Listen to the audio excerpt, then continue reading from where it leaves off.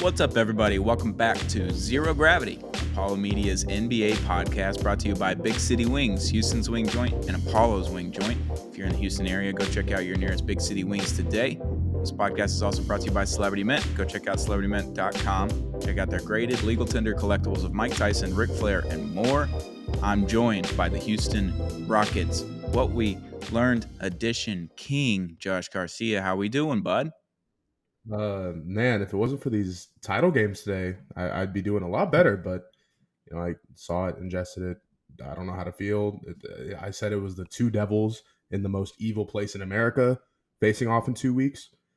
Brock Purdy and Patrick Mahomes, of course. But other than that, it is what it is. We got a lot to talk about the NBA today. That's what we're here for, of course. But I wish the NFL, ended a little differently for us. Lions, Ravens, Soupy. Ooh, give me that. Yeah, it's over now. 49ers, Chiefs. I know. Yeah, it is what it is. And for the first time in probably my entire lifetime, I watched basketball as well as the AFC and NFC championship games today. I turned on the Orlando Magic Phoenix Suns games because my spidey senses were just had some sensitivity. I was like, there's something going on here. I think the Magic are going to win this game. I don't know. Let me turn on the fourth quarter. Just see what's happening. Devin Booker, he may or may not have 44 points, and the Magic may or may not have won the game. They might not be directly correlated at all. I have no idea. I'm just speculating here. I'm just putting things out into the universe because you're just the conversation may need to be happened. Like, may need to happen. Yeah, Devin Booker, man. If you just want to get right into it, we can talk Luka, and I can shit talk Devin Booker, and so can you. I mean, take it away, brother. The floor is yours. All right. Talk to me. So we're recording this on Sunday night, January 28th. A few days have passed since NBA history happened. Luka Doncic against the Atlanta Hawks in rivalry week in the NBA. For some reason, they keep trying to make a Atlanta-Dallas rivalry happen because of Trae Young and Luka, draft night trade, whatever. I don't care about that one, but I cared about this game because Luka Doncic got shit-talked throughout the media, throughout fans, NBA Twitter on Wednesday night during the Phoenix Suns game because he technically threw a Phoenix Suns guy out. Wasn't kicked out of the game. Actually, he left on his own accord. No one was actually coming to kick him out. Just want to clarify that. Luka didn't have a fan kicked out. Didn't happen. Fake news. Fake news. Talk to him. But Friday night, heading into it, Tim McMahon of, I guess, ESPN said a lot of things in the press conference. Luka took offense to it, and you could tell that he was upset. And then Thursday night gets it selected for his fifth straight All-Star game, fifth out of 6 years. Pretty good. Fourth time as a starter. And then Friday night happens, and I'm just like, something's going to happen. He's going to go for 40. He's going to go for 40 plus. 40-point triple-double is probably what we're looking at, like a normal Luka night, really, but it looks more impressive, and he sits in the fourth quarter, something like that. No, I was wrong. He had a 40-point first half, 41 points in the first half against the Atlanta Hawks. He ended up going for 73 points in the, third or fourth most points in NBA history, tied for? Yes, tied for fourth. I think that's right, with David Thompson. Easily could have gotten 81. He barely touched the ball in the fourth quarter. Yeah, he was passing it every time. Yes. I mean, I watched. Hey, I know ball when I can, but I only watched the last 5 minutes of that game. I was actually on the road, only had the audio on. Don't worry, I wasn't texting and driving, looking and driving, whatever you want to call it. But every time I heard what was happening, it would say, Tim Hardaway for three or Josh Green for three, assisted by Luka. I mean, I was like, why is he not going for 80 here? He, especially on, I think that was Kobe's anniversary. It was 4 days after Kobe's 81 performance, and it was on the anniversary of Kobe Bryant's death. Is actually what it was. Yes. So that would have been a great omen. I mean, I think everyone knows that Kobe took a great liking to Luka in the short time that they kind of were around at the same time. And it would have just been so poetic. But, for what it is, 73, especially dishing the ball out so much, 8 for 13 for 3, you were telling me before the pod, on, what'd you say, 33 shots? 33 shots. And how many shots did it take Steph Curry to get 46? So that was last night. We'll get into that game later. But 35 shots from Steph Curry for 46 points. Oof. 21 threes attempted. Not my goat. So let's just bring up some stats here from Luka Doncic's 73-point night, just 4 days after Embiid scored 70 points. And I texted you at halftime, I was like, I just want to point this out that Luka Doncic is on pace for 82 points in this game at halftime. Yeah. And you said, please God, let him go for 71. Just get over the Embiid hump. Get over what Embiid scored. So most points in a game with 90% plus true shooting percentage or more. Luka Doncic was 73, and that was on Friday night. James Harden, 56 points in 2017. Fred VanVleet, 2021 with 54. And Sure. Kyrie Irving in 2020 with 54. Luka scored 73 points with 90% true shooting percentage. Just want to point that out. Wow. The Dallas Mavericks, when Luka scores 60-plus points, 2-0. The Suns, when Devin Booker scores 60-plus points, 0-2. Really makes you think. When There Kobe it is. Bryant scored 82 in the prison ball area, this is from Haralabab Vulgaris, whatever his name is. Sure. In 2006, the average number of possessions per game was 91, and the league average of efficiency was 106. Current numbers this season are 99 possessions per game with an average efficiency of 116.36. It's such a different game. Mavs CBA Mavs on Twitter, he said it. He agrees that it's a different game. Yes, increased 3-point shooting is probably a really big factor nowadays. Kobe and Luka both took 13 threes in their highest point games, so 73 and 81 from Kobe. They both took 13 threes. Kobe went 28 for 46 with 20 free throw attempts. Luka went 25 for 33 with 16 free throw attempts. The Lakers took 88 shots in that game with 33 free throws. The Dallas Mavericks took 85 shots with 32 free throws. So less shots, more points on the whole thing. It's just – and Joel Embiid scores 70 the other night. He shoots 25 free throws, only 2 threes. I get that. And like 40 whatever shots. Luka takes 8 less shots and 8 less free throws and scores 3 more points. And people are complaining. Stephen A. Smith is all up in arms about Luka scoring 73 points. Yeah. When 4 days ago, Joel Embiid, who is arguably the MVP of the league right now, we'll get to you later, Joel. We'll get to you, Mr. Embiid. Yeah. But Luka's 73-point performance is more impressive than any other high-scoring performance we've ever seen in the NBA. Absolutely. What are we talking about here? You're comparing you can't compare the two, especially. I mean, if you want to bring back up generational loser Devin Booker with that 62, that was just so funny to me. That was awesome. But Luka scoring 73 and getting shit on Twitter strictly based off that one clip where he was kind of jogging through the defense at midcourt, and of course he gets the easy bucket. That's kind of a show of what sports fandom is like now. You see one thing, you overreact to it. It's even fallen through in the media as well. I mean, Stephen A. Smith is one guy. He has 2 ears, 2 eyes, 10 fingers. He can only consume so much, right? So I'd imagine he wasn't watching that game on was it Friday night? Saturday? It was the only game on television that was on NBA TV. I was going to say, I mean, do we all have NBA TV? Remember what I told you? I mean, he does. He might have a free YouTube TV package. I would assume he has Hulu, something ESPN, where he can watch NBA TV. Something. Yes. But also, was he home to watch the game? Who knows? A lot of different factors can go into it. You know what I mean? So I don't know. Also, Stephen A. Smith's daughter is an all-time follow on TikTok. Hilarious. Yeah, very funny. But yeah, you can only consume so much, and I feel like when you see Luka drop 73 immediately, you're like, where can I shit on this? Yes. Which we don't because we're rational, normal people. But of course, people in the media are going to want something to complain about. And maybe they didn't complain about Embiid's as much. Couldn't tell you why.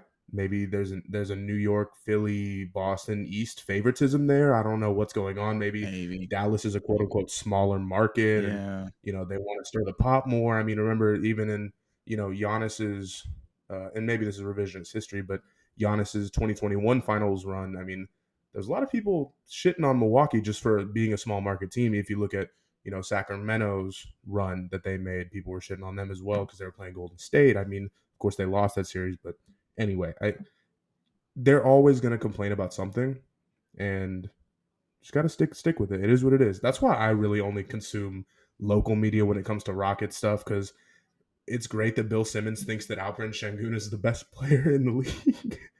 one of the best players in the league. I don't know. Yeah, I said I was gonna have my Russillo ready. Still That's workshopping it. fair. I was in the mirror this morning, but when it comes to trade day, this Wednesday comes out Thursday. We will be Yep. recording. We'll be going crazy with the trades. The Russillo impression will come out. But in regards to Luka, I 73, you can't compare it to anything else. The man is on fire. And fuck everyone that's saying, oh, the defenses are bad. Defenses are bad. Fuck that. Efficiency's up. Efficiency's up, and the NBA is the best product it's ever been. I don't care what you have to say. I don't care about your 90s nostalgia, your Kobe nostalgia, your early Bron nostalgia. The NBA is the best product it's ever been because athletes are just on fire. They will never stop being this good. They'll continue to only get better. So let's just enjoy it while this happens. Why are we hating on this? Yeah, I will say when Luka's getting doubled and triple teamed the entire game and also shooting mid-range jump shots over the backboard from the baseline and making them, maybe let's calm down about the defense. Sure, there was a few of those layups where he just ran by everybody, like you do on 2K if you have the faster player and you just run around people. Of course. Like that's how it kind of looked, but there was good set screens there. There was a double set screen there, so where it trapped 3 people and Luka just ran around it. Sure, that's not necessarily great defense, but it's also really good offense. So just wanted to point that out that he's getting doubled and triple teamed the entire game. And he scored 41 in the first half and 73 overall. Yeah.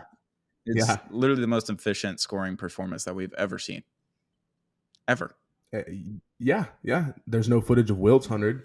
It never happened. Luka, in my eyes, is top three. Never seen Wilt score 100. There's no footage of that. Didn't happen. Yep. Bring on the theories, man. Bring on the agendas, the theories. This is your show. Have at it. It didn't happen. Send a video. There we go. Shout out, Ann. Yeah, last night, so that Saturday night, I didn't enjoy the second night of a back-to-back with the Dallas Mavericks game, but I did enjoy the Los Angeles Lakers and Golden State Warriors game, which is a lot of fun. LeBron and Steph rivalry continues to deliver once again on a Saturday night. Goes into what, double overtime? It was a blast to watch. So I got the numbers pulled up in front of me. Anthony Davis with 29 and 13, just a measly 29 and 13. LeBron 36, 20 rebounds and 12 assists. Career high. D'Angelo Russell going off with 28 points as well.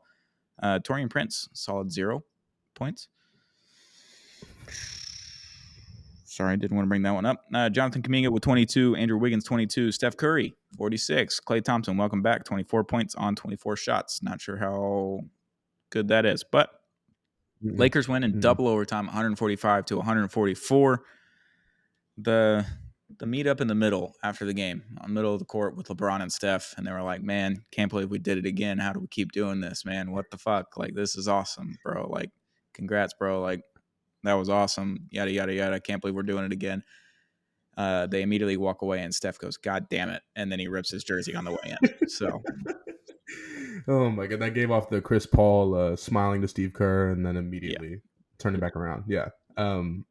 This nightcap was incredible. I was watching this along with, what was that last night? Rockets ball. There we go. Sixers ball. Yeah, it's a triple header for me. Triple header for me. 1 local game, 2 national. Sorry, I don't know why I just drew a blank there. But when it came to the Lakers, I noticed that D'Angelo Russell was just hooping his ass off, which is great for him because he was just his trade value is just every day climbing. Could be. Are you going to say it for me, or do I have to say? What are we doing? Future Mav? No. I'm good. No. Hard okay. Pass. Okay. Future Golden State Warriors. It's literally just a more ball handling Tim Hardaway Jr. So I'm all right. Sure. with the left I'm okay. for sure. So it looks cooler. It definitely looks cooler. But man, when I noticed kind of the end moments there, seeing Steph Curry actually have his clutch moment just ripped away from his hands, it was so precious. The NBA officially rated him the #1 clutch player this season. Seeing it get ripped away was beautiful by LeBron James, none other. Steph, it's time to have a conversation. Sure, generational talent. Changed the game forever. Created a monster out of children because now they think they don't need to learn how to do anything other outside of shooting threes. Yep. Steph changed the game. Literally, he's one of the most impactful players in NBA history. Due to team building success. with Draymond Green, Klay Thompson, and Kevin Durant signing there when they went 73-9 one season. Yeah, Kevin Durant signs there. It's arguably the best NBA basketball team that we may ever see in our lifetimes. Like the best put Yes. together, the Yes. most well-rounded, the best shooting, the best offense. And I know their numbers probably won't match some of the numbers that we're hitting this season because this season, for some reason, offense is like off the charts. And I get it. But when you have Steph, Klay, KD on the same team, like shooting is not your problem. Offense is never going to be your problem. Steph was surrounded by great talent and great team building and chemistry and something that we also may never see again. Like it's hard to keep NBA teams together now with the salary cap and the CBA and all that. We got to see a team stay together for a very long time, a decade almost. So Klay Thompson has declined. Draymond Green can't be angry anymore because he had to go to anger management classes and got suspended for like 20 games this season. Yeah. Steve Kerr can't coach a basketball team anymore. He can't keep everyone he can't keep the cohesiveness of the team anymore. Steph doesn't have the ability to carry a team to victory by himself and never has in the NBA. There's a reason he only has one NBA Finals MVP, and it's because Andrew Wiggins basically won it for him. Yeah. I could go on and on about a Steph agenda. I mean, it's been brewing for Rockets fans for what, 8 years now? Yeah. Seeing Steph slowly decline, maybe not at any real fault to his own. I mean, his teams are they're getting worse. It is what it is. Klay Thompson is, taking 24 shots to get 24 points. That is Jalen Green efficiency, other than the Charlotte Hornets game, which he scored 36. And if you remember, I texted you. You said Luka is on his way to 80 this game, or 82. Yep. I said, man, you should be watching this Rockets game. Jalen Green's on pace for 36. Yeah, at the half. So bad. Yeah, it is what it is. Yeah, man, I'm really happy that we finally get to see the Steph downfalls. We've talked.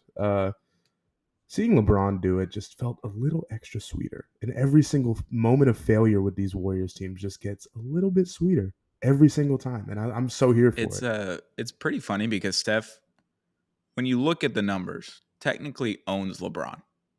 If you really look at it in the NBA Finals and you look at their record, LeBron literally has one title against the Warriors. When you look at it that way, the fact that LeBron pretty much owns him in the regular season and then also owns him because of 2016. A 3-1 finals deficit never happened before in NBA Finals history. He comes back, the block happens. He calls him a bitch at one point and shoves him off in like game 5 or whatever it was in Cleveland. Just LeBron owns Steph, and it doesn't matter how many times Curry beat him in the finals. LeBron owns Steph, and it's the funniest thing because you can see it at half court after the game how much LeBron thinks of like himself as a father figure to Steph Curry. You could just see it in his eyes. It's like, I own you. I am your dad. I am the father. It's more of a big bro situation. I feel like you'll get him next time, little bro. Don't worry about it. Type energy. He's like, I got the one that matters. I got the only one that matters. Exactly. The only one that everyone will ever remember. Exactly. That is it time to call the Warriors a fraudulent dynasty? I want to just sit here and create narratives. I don't know. As soon as I said it, I didn't have the energy to keep going. So I was like, whatever. I'll just drop it. But it's good to see Steph failing slowly but surely. I'd hate to root for another man's downfall, but the way he has just dissected my Rockets teams, plenty of different Rockets teams as well. He went through hundreds of Mike D'Antoni lineups, and just dissected every single one. Shout out Ime Udoka for putting I put it in my Rockets entry today on ApolloHOU.com. What we learned Houston Rockets edition.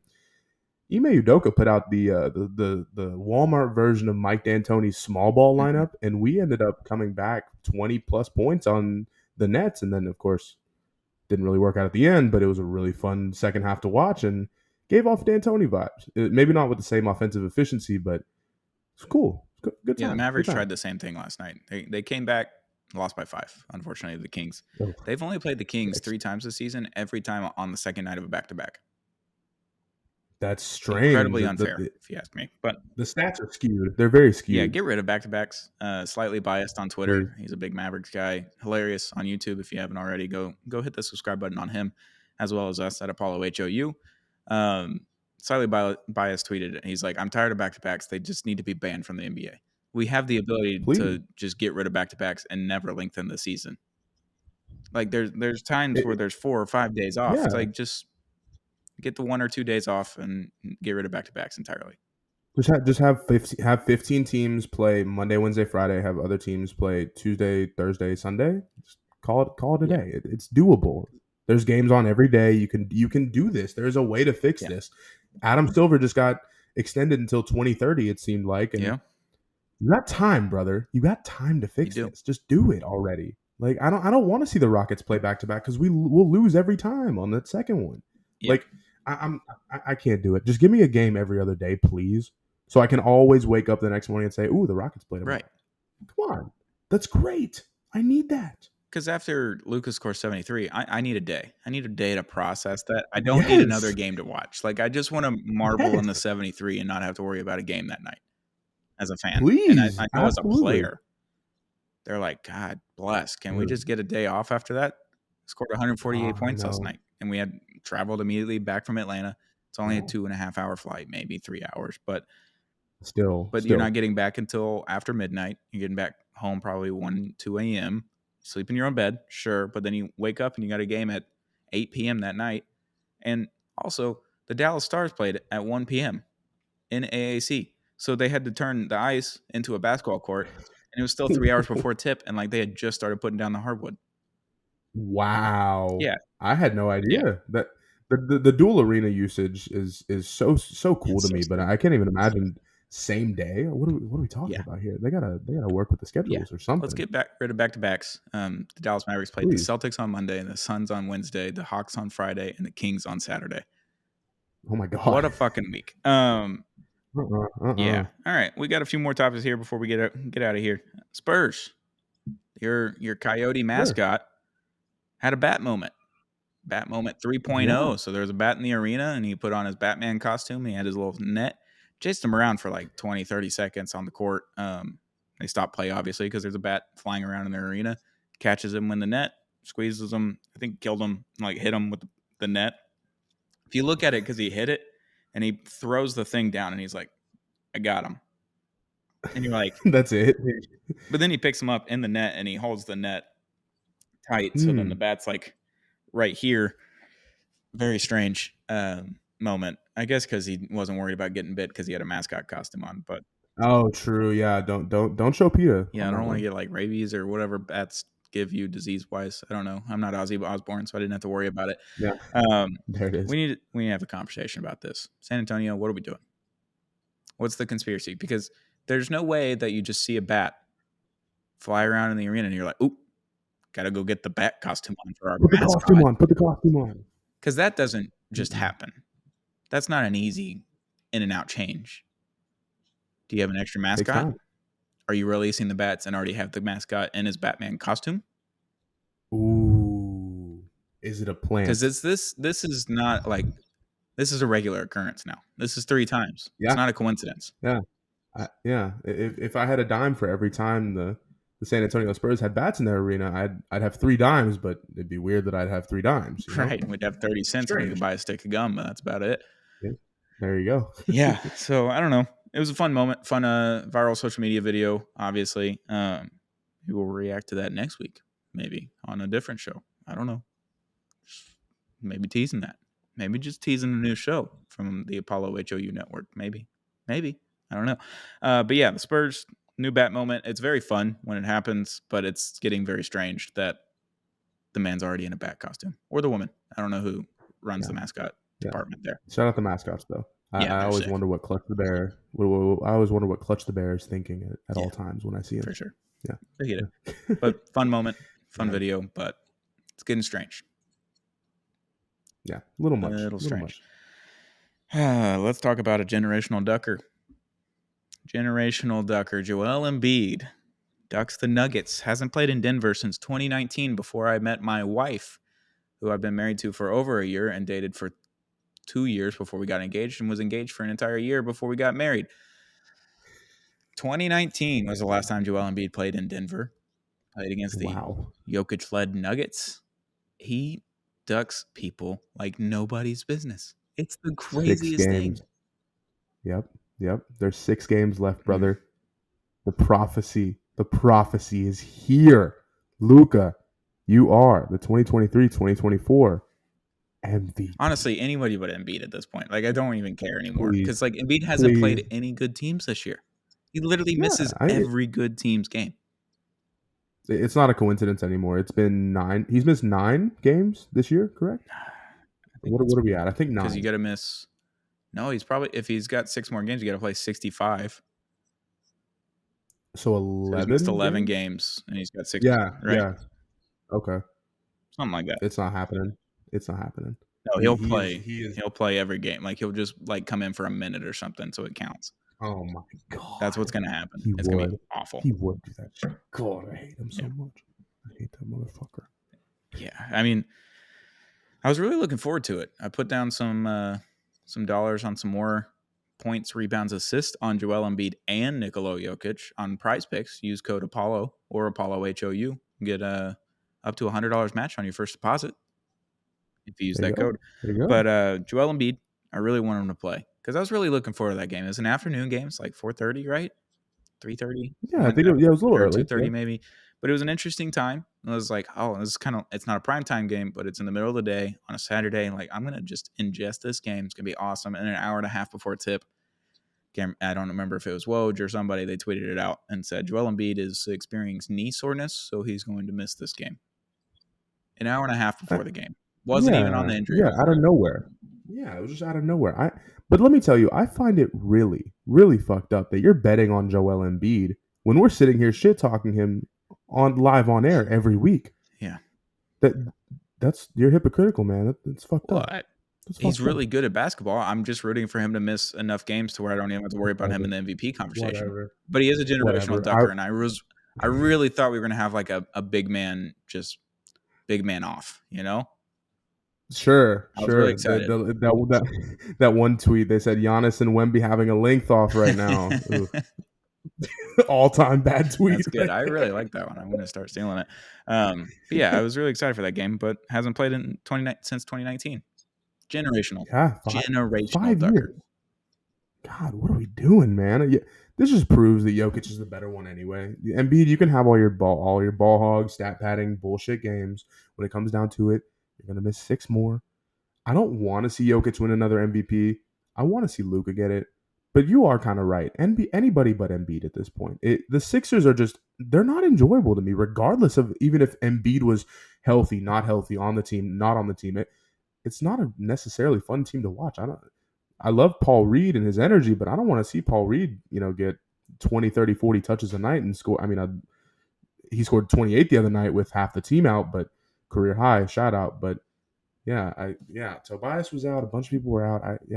That was a weird primetime game, but you can't schedule for those kind of things unless the NBA wants to start flexing games, like how they flexed my Rockets against the Thunder on February 27th on TNT. They did? Tune in.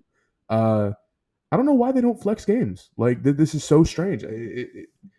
There's so many opportunities to get good primetime games on, whether it be they don't do Mondays, Tuesday, Wednesday, Thursday, Friday, Saturday, Sunday. Yeah, so everybody every day but Monday. Even NBA TV games on there. You can get a Celtics Sixers, Celtics Warriors on a Monday night. Who wouldn't want to watch that if you're an NBA fan? I don't care if you stream it illegally or just don't have NBA TV, whatever your situation is. Maybe I'm projecting, but I would tune in. Yeah. And I would love the national TV feel, exposure, because every time I watch an NBC I wish NBA on NBC would come back. Everybody feels that though, right?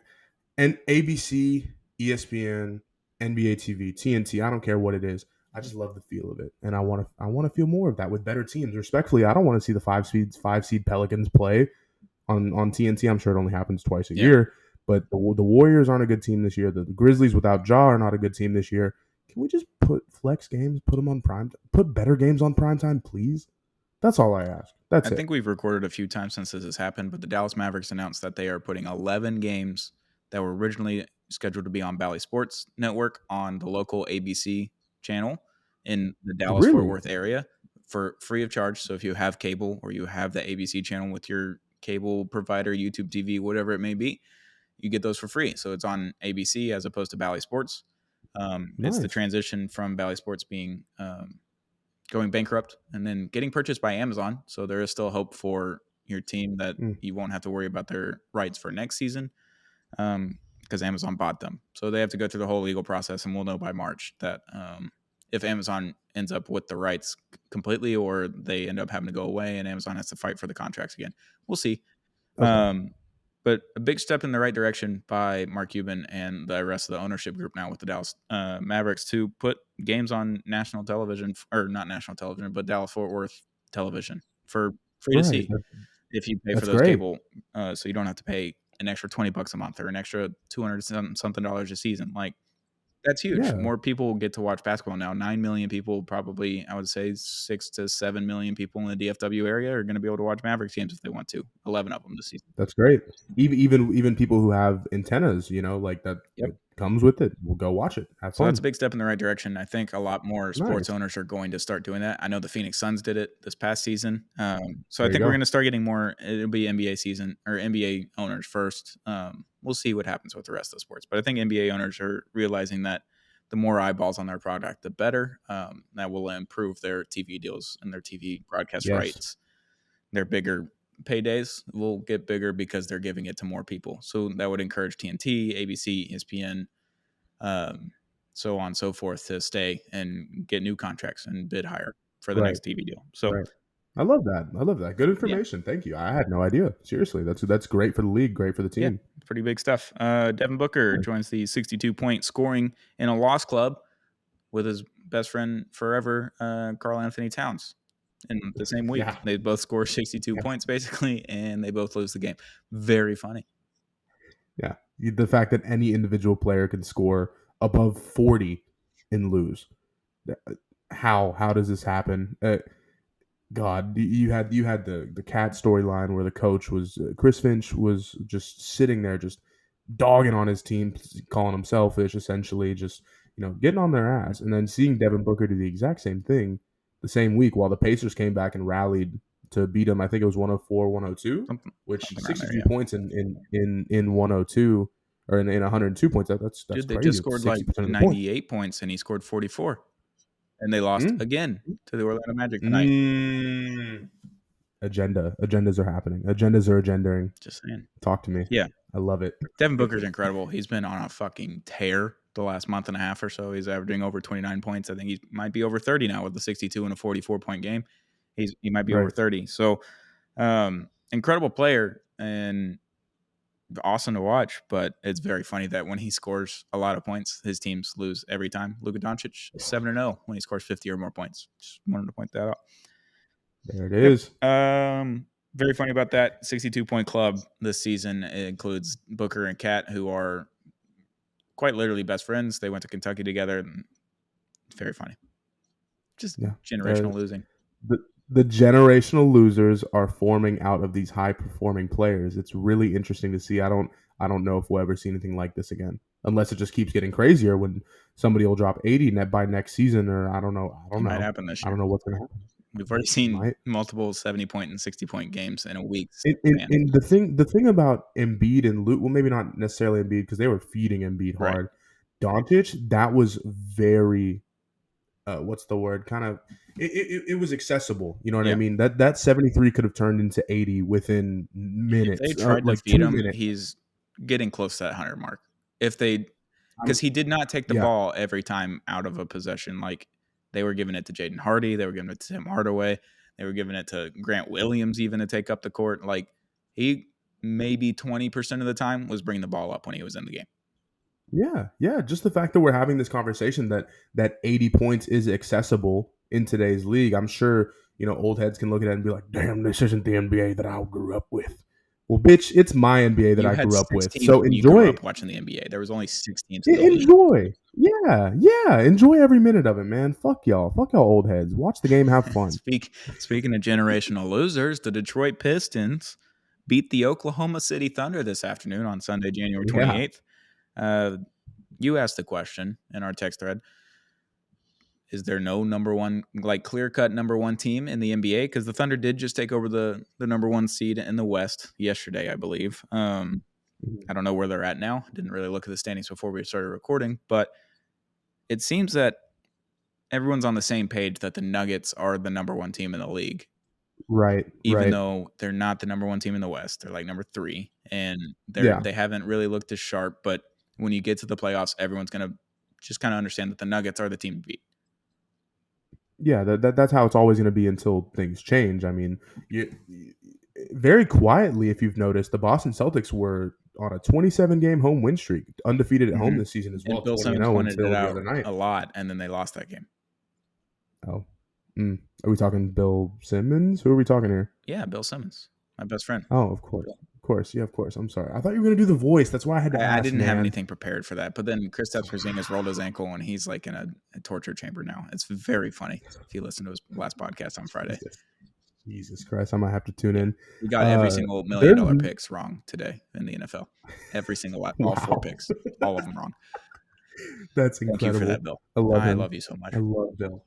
God. There's no number one strictly because you're not having teams that are going 73-9 anytime soon. You're not having teams that we might not even see another 60 wins this year. And I think last year, when we got back to the end of the season, it was like the number one seed was like 55-27, and then between like 3 and 6, it was like a couple games, maybe just above 50 or just below 50. Yep. You'd have to quote me on that, but that's at least how I remember it. It's felt like there hasn't been a true number one team since the Warriors. Like, it's weird, and we've had these spurts of Toronto, we've had these spurts of Denver, even the Warriors resurgence, the Celtics at some points, it's the Bucks, but this year I'm just not feeling anybody's aura. You know what I mean? I'm not feeling a number one team aura. The 2 best teams in the West are. I hate to call the Timberwolves young because they're not necessarily young. Yeah. But they have Anthony Edwards, so we'll call him young, right? They have Slow-Mo, Kyle Anderson. What is he pushing 30 at this point? I don't know. We'll still call him young though. We'll call him young. I'm just not noticing anything really that sticks out to me other than the consistency of the Nuggets, which maybe other people could view as shortcomings because they're not the number one seed. You know what I mean? They haven't been a great team this year. The Rockets have owned them 3-1 against them, I believe, which is really strange. I don't know how that's happened, but this is the NBA. Anything can happen. I can't really pick a number one team. I Philly, Boston, OKC. Nothing feels right. That's all I'm trying to say. You know what I mean? Yep. I don't feel anything. Boston feels right in the East. Denver feels right in the West, and they don't necessarily have to be the number one seed to make me feel differently. Sure. I'm comfortable with those 2 teams being the teams to beat. Not necessarily saying that's the finals matchup, but I feel good with those being either the 1 or 2 seed, but also the team to beat heading into the playoffs on each side. Right. That's kind of how I feel. Right. Philly, you just have to show it to me. Like, prove it to me before I put you anywhere near that conversation. Giannis, you have a new coach now. Shout out Doc Rivers. His first game will be Monday when you're listening to this. That'll be his first game as head coach of the Milwaukee Bucks. Prove it to me. Let's see what the team looks like, how you change the offense a little bit and put some defensive metrics in there. I don't fucking know. Boston feels comfortable because when their starting 5 are healthy, they're not unbeatable, but they're fucking good. Like, they're close. Steph is awesome on that team, and I hate how good he looks in a Celtic, or like just right he looks in a Celtics uniform. Like, it's because he's white and tall, but he looks right in a Celtics uniform. What can I say? They're really fucking good. And then Denver, when Jamal Murray and Jokic are going, it's over for whoever is playing against them. Yeah. Jamal Murray in the playoffs is going to turn into some different mode, different animal. I mean, low-key slept on his postseason performances. I don't hear many people talking too much about him. He's awesome. He's fun. Playoff Murray. He's very fun. Playoff Murray, not Bubble Murray. It's playoff Murray. He's very good. That's right. He's swinging. He's breaking the stigmas. You know, I love to see it. Well, All-Star reserves will be announced February 1st this week. So we'll get back to it at that point, and we'll have a little segment on that later this week. But yes, sir. That was an action-packed last few days in the NBA. It's been awesome to watch. It's been fun to talk about, and Twitter's been just wonderful. It's been blissful. I've had a lot of fun on NBA Twitter recently, but we had a good time. So thank you to Big City Wings. Shout out to Big City Wings, Houston's Wing Joint, Apollo's Wing Joint for sponsoring this episode. Go check them out, and the link in the description below will provide links for Big City Wings as well as Celebrity Mint. Go check out celebritymint.com and follow them on social media at @thecelebritymint for their graded legal tender collectibles with Mike Tyson, Ric Flair, and more. They've got this awesome Mike Tyson coin that they just came out with of him with the standover after a knockout. Oh, it's so good. Shout out to Celebrity Mint. Thank you for sponsoring this episode. This has been Zero Gravity, Apollo Media's NBA podcast.